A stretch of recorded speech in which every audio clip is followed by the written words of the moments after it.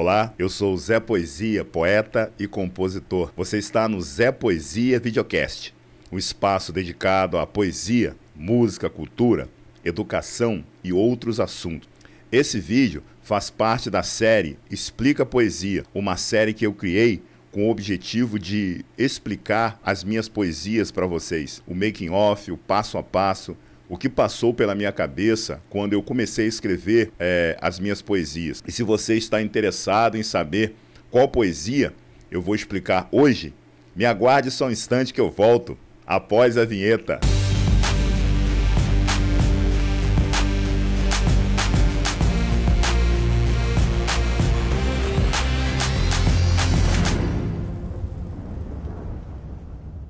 Bem, a poesia de hoje se chama Boca Indefesa, e ela diz assim: você tem olhos que vasculham e penetram tudo, porém quando chega em minha vez, eles me pulam, mesmo eu fazendo de tudo para ser notado. O seu segredo está no medo de me decifrar. Aqui dentro há um mar de energia pulsante viva por você, um turbilhão de emoções que se excita a cada vez que te vê ou ouve falar o seu nome. Um dia desses te vi e me aproximei, mas você desviou o olhar. Te cerquei e cheguei mais perto ainda, então você fechou os olhos, mas deixou sua boca indefesa. Bem, a ideia inicial, né? O que passou pela minha cabeça quando eu comecei a escrever essa poesia? Eu imaginei uma mulher meio que tímida, um olhar tímido, sempre para baixo, nunca olhando fixamente nos olhos das pessoas. Não tem aquela pessoa tímida, que tem um olhar tímido? É desta maneira que eu imaginei essa figura. Uma mulher bonita,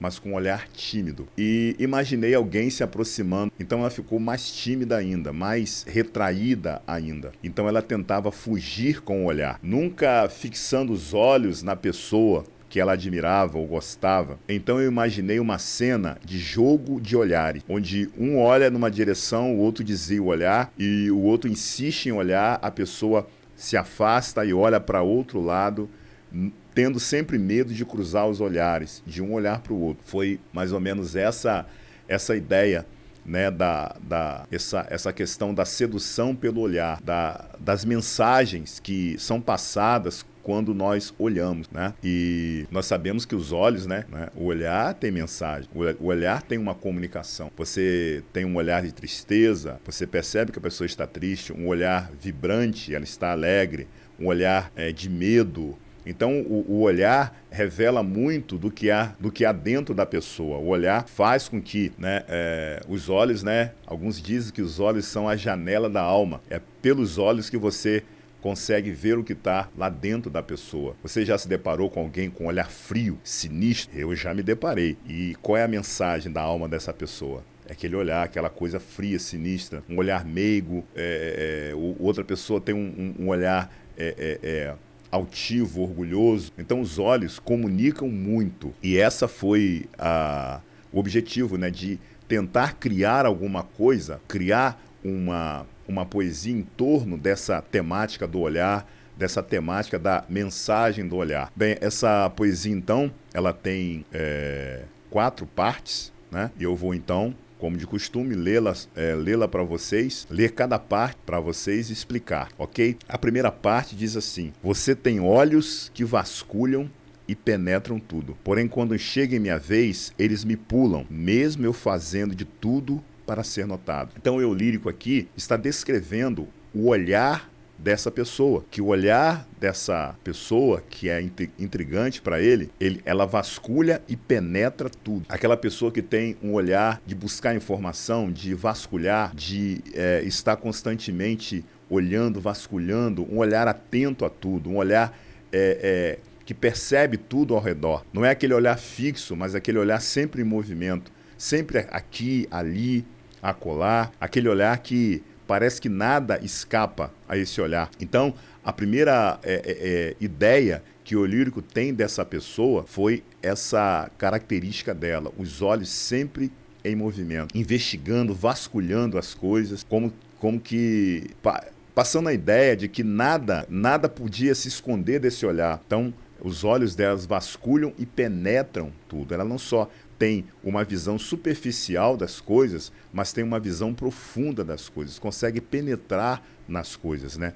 Ela de fato vasculha. Mas só que nesse movimento, quando essa pessoa está olhando as coisas, tem uma coisa que ela não quer olhar, tem alguma coisa, alguém que ela pula. Ela não fixa os olhos ali, não quer fazer a mesma coisa que faz com outros objetos, nesse objeto ou nessa pessoa. Ela pula, ela olha de um lado, olha para o outro, vasculha uma coisa, vasculha outra, mas quando chega nessa pessoa, ela não faz isso. Os olhos dela pulam, vão para outra direção. Ela nunca consegue ficar cara a cara, frente a frente, olhar com olhar. Não, isso acontece não por falta do eu lírico. O eu lírico quer ser notado por ela. O eu lírico quer ser visto por ela. Olha, eu estou aqui. Mas mesmo ele se esforçando para ser visto por essa pessoa que, a princípio, vasculha tudo, penetra, tem um olhar penetrante, um olhar que vasculha, que pesquisa, mesmo ele fazendo de tudo,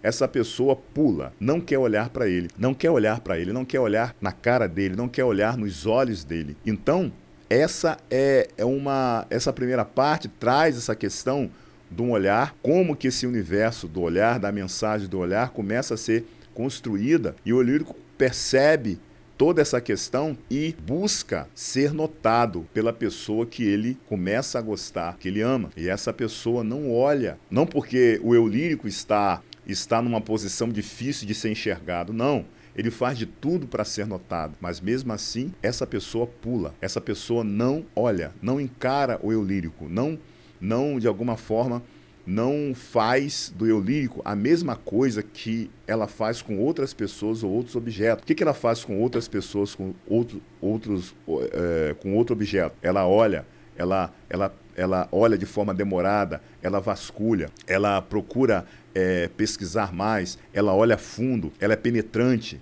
mas o eu lírico não. O eu lírico é deixado de lado. O eu lírico, ela desvia o olhar do eu lírico. Então, na segunda parte, ele diz assim, ó, o seu segredo está no medo de me decifrar. Aqui dentro há um mar de energia pulsante e viva por você, um turbilhão de emoções que se excita a cada vez que te vê ou ouve falar o seu nome. O eu lírico, então, nessa segunda parte, coloca o medo desta pessoa de decifrar ele. Ou seja, se você olha alguma coisa de forma demorada, se você se preocupa em perscrutar, em aprofundar o seu olhar, a sua pesquisa sobre alguma coisa, você quer decifrar aquela coisa. Aquela coisa ali é como se fosse misteriosa e você, com o seu olhar, quer aprofundar o conhecimento sobre aquela coisa e descobrir o segredo daquela coisa. Porém, o eu lírico percebe que ela não faz com ele aquilo que ela costuma fazer com outras pessoas ou objetos, é de olhar para decifrar, é de olhar para saber o que tem lá dentro, e de olhar para descobrir as coisas. Ela não quer isso, ela tem medo disso. Por que que essa pessoa tem medo do eu lírico? Por que que ela não quer olhar dentro, olhar nos olhos dele e ver a sua alma? Por que que ela tem medo de decifrar alguma coisa que está dentro dele e alguma coisa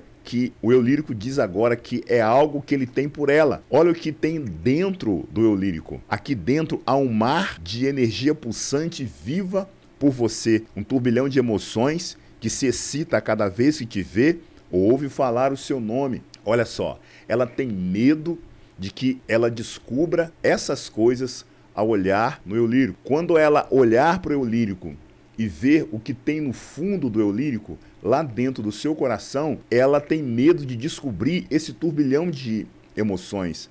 Ela tem medo de se envolver, porque ela sabe, por isso que ela está buscando se desviar o olhar do eu lírico. Porque quando ela começar a olhar para o eu lírico, ela irá de fato ver o que tem dentro do eu lírico por ela. Ela está com medo de descobrir tudo isso. Por isso que ela desvia o olhar. Ela tem de alguma forma uma suspeita de que o que tem no olhar do eu lírico por ela é algo que é extremamente intenso, forte, extremamente poderoso. E ela tem medo de descobrir isso e se envolver com isso. E é por isso que ela foge do eu lírico. O eu lírico diz o que tem dentro do eu lírico, que ela tem medo. Ela tem medo de de decifrar o eu lírico. Ela tem medo de descobrir isso ou de experimentar esse turbilhão de coisas que podem ser despertados pelo olhar dela. Que turbilhão de coisas, é uma energia pulsante, né? Um turbilhão de emoções. Ela, de alguma forma, suspeita que existe isso dentro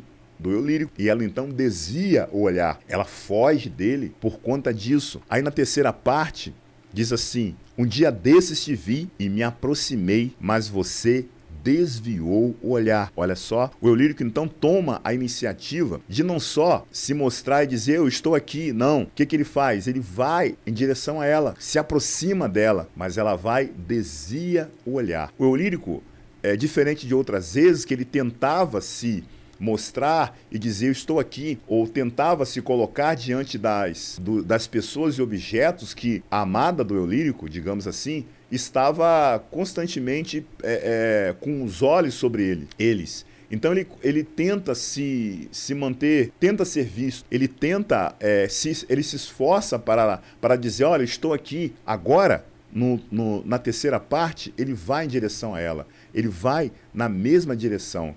E ela faz o quê?